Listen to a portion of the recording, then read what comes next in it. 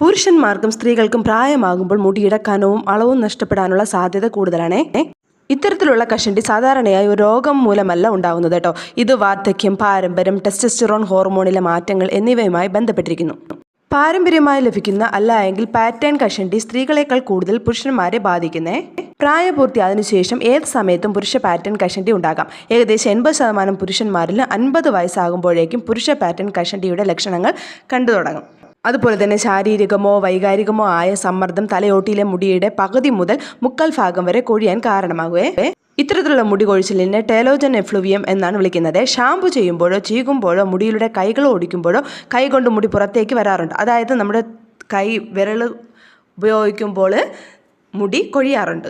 സമ്മർദ്ദത്തിന് ശേഷം ആഴ്ചകൾ മുതൽ മാസങ്ങൾ വരെ നിങ്ങളിത് ശ്രദ്ധിക്കണമെന്നില്ല. എന്നാൽ 6 അല്ലെങ്കിൽ 8 മാസത്തിനുള്ളിൽ മുടി കൊഴിച്ചിൽ കുറയുന്നതായിരിക്കും. അപ്പോൾ നമുക്ക് പുതിയൊരു ടിപ്പായിട്ട് കാണാം.